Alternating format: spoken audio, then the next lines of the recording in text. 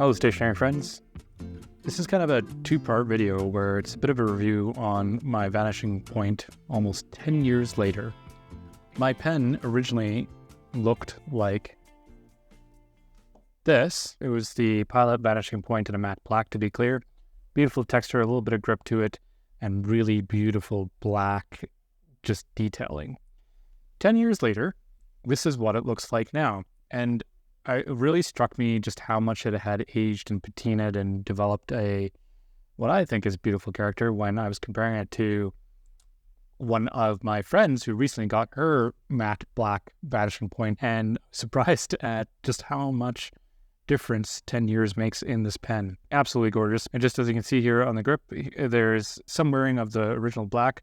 It's very smooth now. It doesn't have that matte grip anymore. And for those of you who are unfamiliar with the Vanishing Point, this is a 21 karat gold nib pen from Pilot. And it is a fountain pen, but a retractable nib, or a click pen, which I always thought was really cool. It has always been my daily driver ever since I have gotten it, and as you saw, resides on my traveler's notebook. It's sat in my pocket quite a few times, which is probably why it's developed so much character here. And I love it. I think it's aging just absolutely beautifully. Now, I originally bought this pen in an extra fine, which at that time I was writing pretty fine, and I really enjoyed that.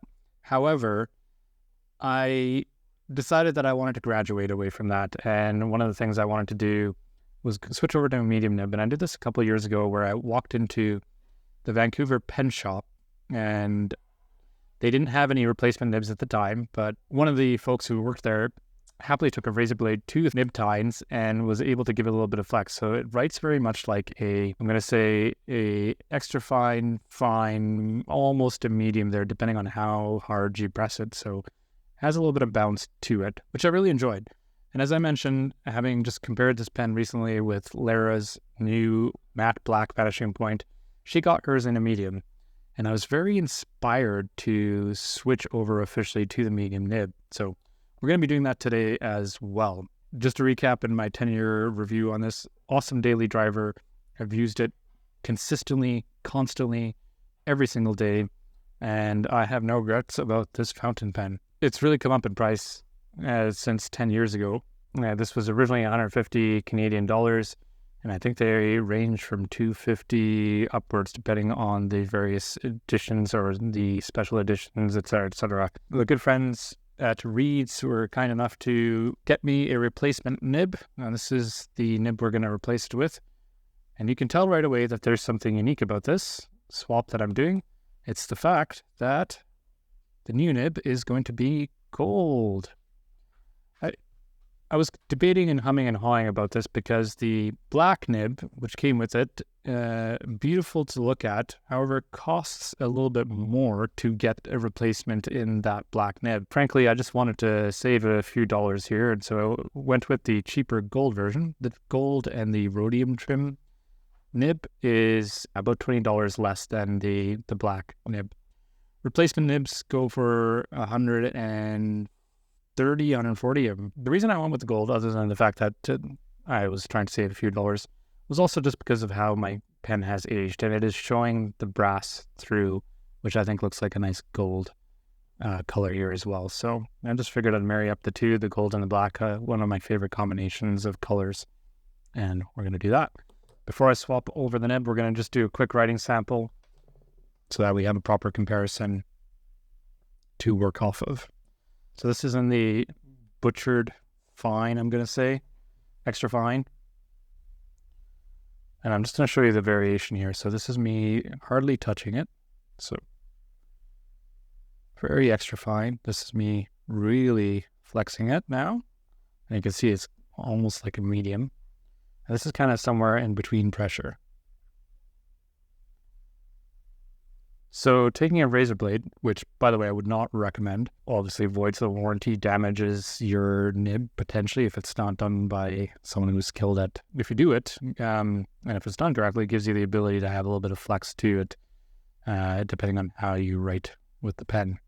So this is an extra fine, and flexes to almost a medium.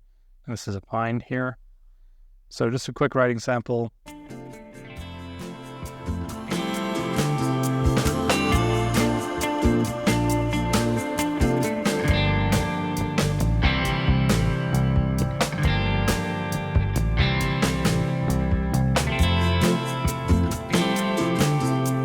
So I just gave a little bit of variation in there in terms of what this nib does for me. And I'm going to show you a couple of things here. So we're going to take the back section of the pen off. And I'm going to grab a Kleenex, give this a little wipe. So the Pilot Vanishing Point comes with a cartridge converter. Now, I'm not a big fan of these guys because it's got limited ink capacity here. And I find that the Pilot cartridges, which is what I have in here, have tons of ink capacity, which I really enjoy. So I've just gotten used to refilling the Pilot cartridges with ink, just using a syringe and using that instead of the cartridge converter. The metal tip here is meant to protect the cartridge and give it a backing so that when you click on the back of the pen, you're not just clicking into plastic and damaging that. I should say I've got this inked up with a Kakamori blue, and it's one of their pigmented pens. We're going to set the black nib aside, pull apart that, stick the cartridge in here into the medium, and this just slides. Give that a little bit of a wipe. Just slides into the back like so. And that's it. That's as easy as it gets to swap out the nib in a Pilot Vanishing Point. Put this back in. Now this has grooves and notches so that you're orienting it in the right way so that the nib is going to come out in the right way as well. And this is going to tighten up like that. One of the cool things about the design on this retractable nib is that the nib kind of folds back in and there's a flap. It's hard to see here. There's a flap that retracts when you push the nib out. And that keeps the nib nice and moist and wet so that you never have any hard starts with this pen. It's one of the things I really appreciate about this pen. Okay, we're going to take this for a test drive. Very buttery smooth. Absolutely love it.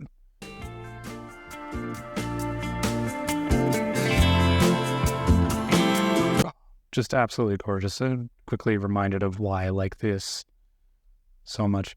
I actually like the gold with the black combination here, so I'm quite happy with that. Here's a line variation compared to the extra fine. It's a little bit wetter.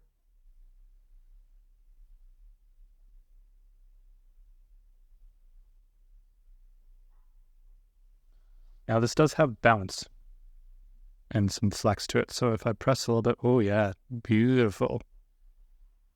Really like that. Look.